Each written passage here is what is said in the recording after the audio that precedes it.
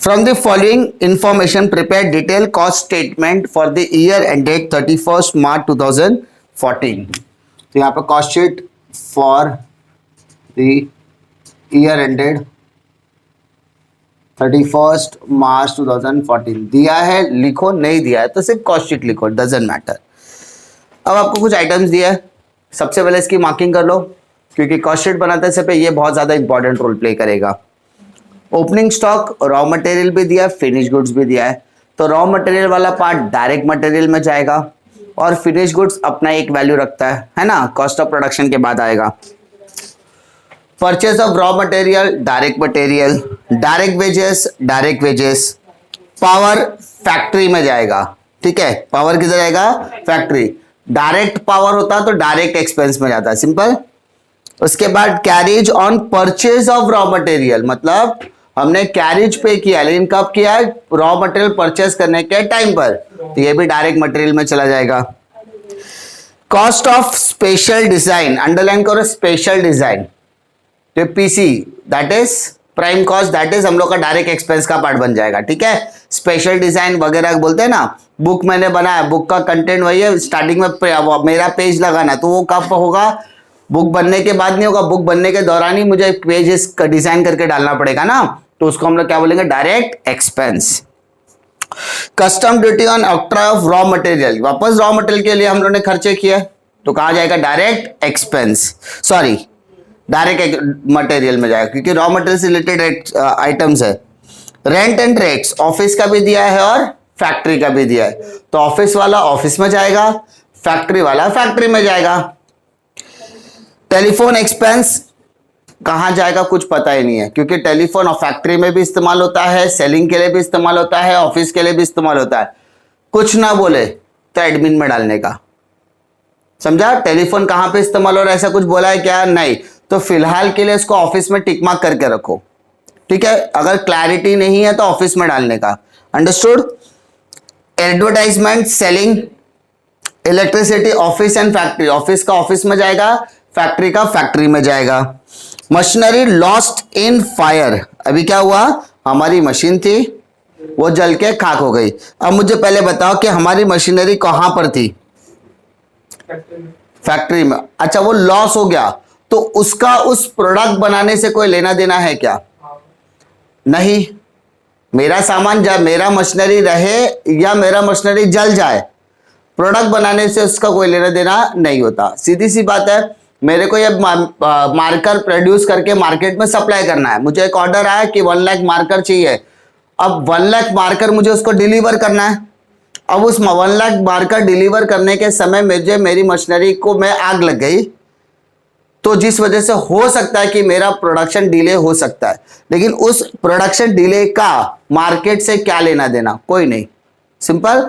सामने वाला बोलेगा you are not able to make our order available on the time, so we are cancelling our order. आप हमारा time पे order नहीं बना सकते, वो आपका कोई भी रीजन हो, सो एंड सो, हमारा कोई लेना देना नहीं है. तो जो लॉस वाला पार्ट है वो हम लोग क्या करेंगे? इग्नोर करेंगे, दैट इज उसको लिखने वाले नहीं है. ठीक है, बिकॉज वो कॉस्ट बनाने यानी प्रोडक्ट बनाने से लेना देना नहीं होता उसका. Next, depreciation, plant and machinery, delivery van. Plant and machinery कहाँ इस्तेमाल होता है? फैक्ट्री में, इसलिए उसको फैक्ट्री में डालेंगे. डिलीवरी वैन कहाँ इस्तेमाल होता है? सेलिंग में, इसलिए कहाँ डालेंगे? उसको सेलिंग में डालेंगे. उसके बाद income tax is a financial expense, नहीं लिखेंगे, इग्नोर. सैलरी किसको दिया? कुछ बोला नहीं तो एडमिन में डाल के रखो फिलहाल. ऑफिस में, एडमिन बोला मतलब ऑफिस. हाँ. उसके बाद डोनेशंस, इग्नोर. प्रोडक्ट बनाने का डोनेशन से कोई लेना देना नहीं होता. Establishment expenses, office. उसके अलावा rent of showroom, showroom selling, माल का शोरूम में क्या करते हैं? माल बेचने का काम करते हैं ना अपन, advertisement and all. Interest on loan financial expenses है, इग्नोर करेंगे. Sale of factory scrap, factory में आएगा लेकिन प्लस या minus? Minus. Dividend received, ignore, पैसा मिल रहा है but it is a non operating income, इसलिए उसको भी लिखने वाले नहीं है. Director fees, office. Mailing charges of sale of literature, क्या बोला? Mailing charges of sale of literature. Mailing charges मतलब माल बेचने के मेलिंग चार्जेस किया कब? सेल करने के लिए, तो सेलिंग में जाएगा। क्लोजिंग स्टॉक रॉ मटेरियल और फिनिश गुड्स, रॉ मटेरियल का डायरेक्ट मटेरियल में जाएगा, फिनिश गुड्स का फिनिश गुड्स में। कुछ अदर एक्सपेंसेस भी बोले, 60% of telephone expenses related to office and 40% related to selling. तो चेक करो पहले टेलीफोन एक्सपेंसेस है कितना हमारा, टेलीफोन एक्सपेंस चेक करो आपका टेलीफोन एक्सपेंसेस कितना है। क्या 30,000 है? क्या वो 30,000 है? टेलीफोन एक्सपेंसेस 30,000 है, हाँ। अब क्या कहता है? 30,000 है, इसमें से 60% कहां पर इस्तेमाल हो रहा है? ऑफिस, और बाकी का 40% कहां इस्तेमाल हो रहा है? सेल्स में। तकलीफ? तो 30,000 का 60% कितना होता है? और 40% कितना होता है? सिंपल। ऑफिस वाला ऑफिस में लिखो, सेलिंग वाला सेलिंग में। तो वहां पर टेलीफोन एक्सपेंस पे स्टार मार्क करो, क्योंकि डिवाइड करना है ना, डिस्ट्रीब्यूट करना है। तो हमने डिस्ट्रीब्यूट कर दिया, अमाउंट मिलकर डायरेक्टली करेंगे। Salary to be allocated to the factory, office and sales department in the ratio 1:2:1। बेटा अब सैलरी को भी डिवाइड करने के लिए कह रहा है। चेक करो सैलरी का अमाउंट कितना बेटा? सैलरीज का अमाउंट आपको कितना दिख रहा है? चेक करो, बरोबर दिख रहा है, 2,50,000। चेक करो बेटा, चेक करो, 2,50,000 सैलरी है क्या? हाँ, हाँ है ना। अब रेशियो क्या बोलता है? रेशियो कहता है 1:2:1, 1:2:1, 1/4, 2/4, 1/4। डिफिकल्टी 1 to 1, टोटल 4 होता है, तो 1/4, 2/4, 1/4। पहला किसके लिए बोल रहा है? फैक्ट्री के लिए। दूसरा किसके लिए बोल रहा है? ऑफिस के लिए। और तीसरा किसके लिए बोल रहा है? सेल्स। क्वेश्चन रीड करोगे, सेंटेंस रीड करोगे, मालूम पड़ेगा। पहला उसने फैक्ट्री बोला है, कॉमा ऑफिस, थर्ड सेल्स, तो इसी तरीके से रेशियो जाएगा।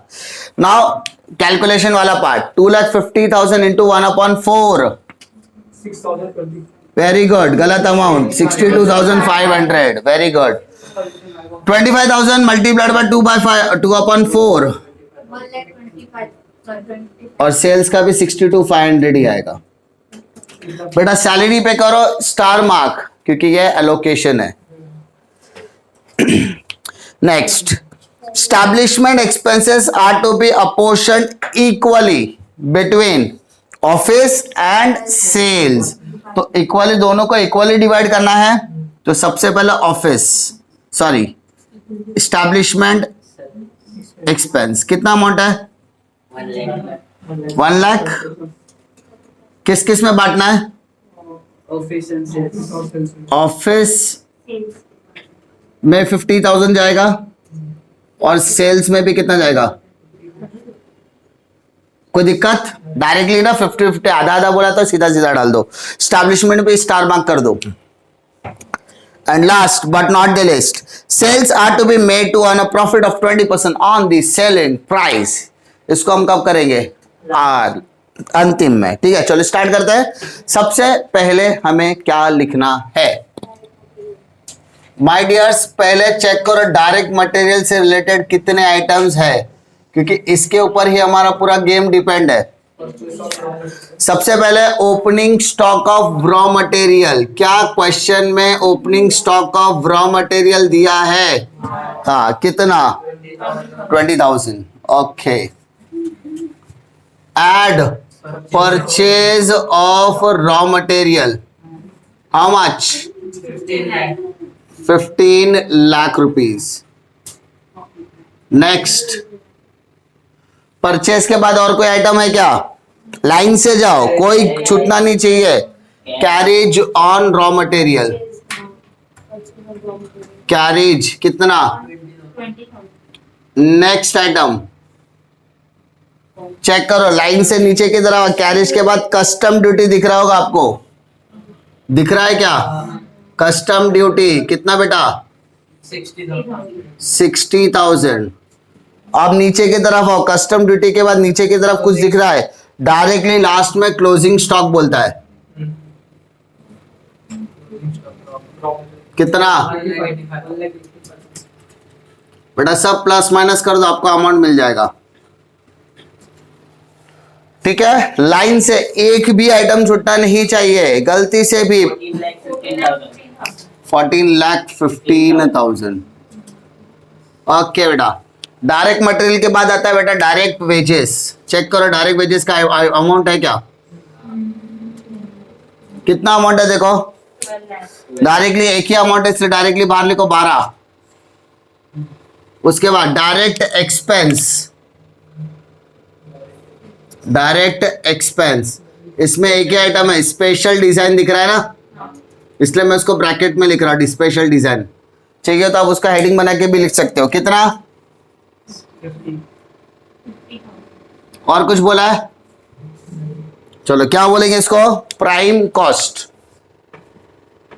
Prime cost 26 lakhs 65,000. 26 lakh. 65,000. Okay बेटा, कोई तकलीफ। अब प्राइम कॉस्ट के बाद नेक्स्ट आइटम आता है आपका factory overhead. Factory overhead, check करो बेटा फैक्ट्री ओवरहेड में क्या क्या आइटम्स है, लाइन से जाओ, एक भी आइटम छूटना नहीं चाहिए।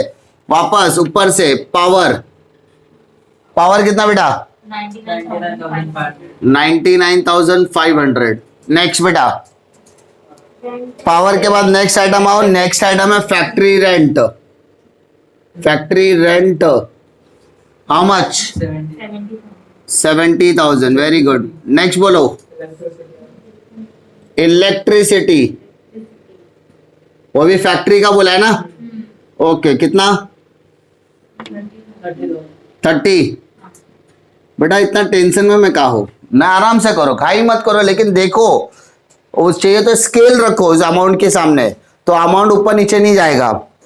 उसके बाद नीचे आओ, इलेक्ट्रिसिटी के बाद depreciation on plant and machinery. Depreciation on plant and machinery कितना 80,000. 80,000। नेक्स्ट, और कुछ दिख रहा है नहीं, फिलहाल सिर्फ सेल ऑफ स्क्रैप दिख रहा है, सेल ऑफ स्क्रैप 7,500. 7,000। और सेल ऑफ स्क्रैप हम लोग क्या करते हैं, माइनस। अब ध्यान दो, ये आइटम्स तो हमने मार्किंग की थी इसलिए हमको आराम से मिल गया, लेकिन कुछ आइटम्स ऐसे जिसको हम लोगों ने यहाँ पर डिस्कस किया है। फैक्ट्री कहाँ कहाँ दिख रहा है, क्या पहले वाले में फैक्ट्री है, नहीं, फैक्ट्री यहाँ दिख रहा है, यहाँ पर फैक्ट्री है क्या, नहीं, तो सिर्फ एक ही आइटम बचा, फैक्ट्री सैलरी। क्या दिखा, फैक्ट्री सैलरी। अरे तकलीफ, कितना अमाउंट है बेटा 62। और कोई और कुछ आइटम दिख रहा है क्या, नहीं। Take the total of all this, 3,34,500. 3,34,500। 3,34,500 लगता है आज एकदम फुल चार्ज हो गया है। ऐड कर दे बेटा 29,99,500. 29,99। कोई तकलीफ, ऐड करना है खाली ऊपर वाले से, तो इसको बोलते हैं बेटा factory cost. Factory cost, factory cost के बाद आता है बेटा WIP वाला part, opening stock of WIP, closing stock of WIP।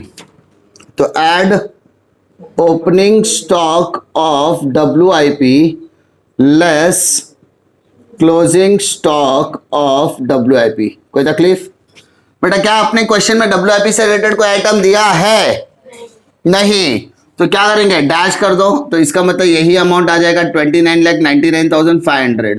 तो सर अगर ये स्टेप नहीं लिखा तो चलेगा क्या, हाँ चलेगा, लेकिन पता होना चाहिए कि वो स्किप क्यों करे, क्योंकि क्वेश्चन में दिया नहीं है इसीलिए स्किप कर रहा हूं, है ना, नहीं तो अपन लिखेंगे तो अपने लिए अच्छा है, फॉर्मेट याद रहेगा। तो इसको क्या बोलते हैं, वर्क्स कॉस्ट। कोई तकलीफ, वर्क कॉस्ट के बाद क्या आएगा, फैक्ट्री खत्म, अब क्या चालू होगा, ऑफिस। तो add office and administrative overheads. तो बेटा ऑफिस से जुड़ा हुआ क्या क्या खर्चा है देखो, लाइन से जाओ, एक भी आइटम बेटा छूटना नहीं चाहिए गलती से भी।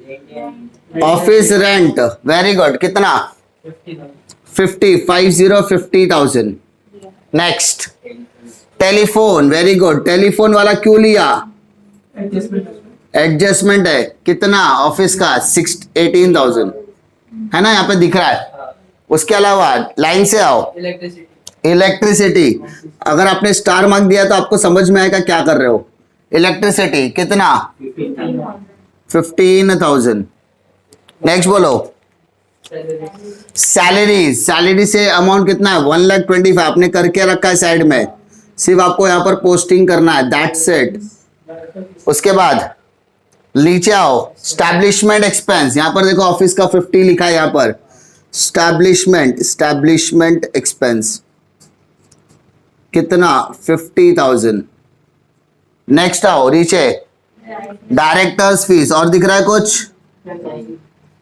फीस 10,000 60 ओके और कुछ है नहीं take the total of this 3,18,000 3,18,000 सब प्लस माइनस करो कितना आता है 33 लाख 33,17,500 इस अमाउंट को हम लोग क्या बोलेंगे कॉस्ट ऑफ प्रोडक्शन अब मैं क्या करता हूँ इसको आगे लेके जाता हूँ तो सिर्फ अमाउंट लिख रहा हूँ बाकी कुछ नहीं 33,17,500 ये मत सोचना कि उसको कैरी और ताकि प्लस माइनस करने में आसानी हो कॉस्ट ऑफ प्रोडक्शन के बाद किसका नंबर आता है finish goods opening stock of finish goods less closing stock of finish goods है ना add opening stock of finish goods less closing stock of finish goods तो बेटा opening stock of finish goods दिया है क्या 30,000 closing stock of finish goods दिया है क्या वो भी 30,000 तो माइनस कर दो एक प्लस होगा और एक माइनस तो प्लस माइनस करके वही आंसर आएगा 33,17,000 तो इसको हम लोग क्या बोलेंगे कॉस्ट ऑफ गुड्स सोल्ड क्या बोलेंगे कॉस्ट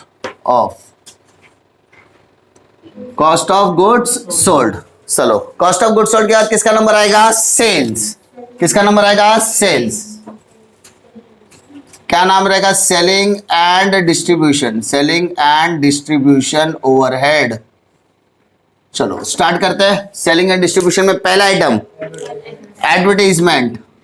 एडवर्टाइजमेंट कितना 75,000 ओके नेक्स्ट आइटम टेलीफोन देखो यहां पर दिख रहा है सेल्स के लिए टेलीफोन भी आया है लाइन से क्योंकि आपने स्टार मार्क किया तो हमको समझ में आएगा लाइन से अगर हम करोगे तो 12,000 नेक्स्ट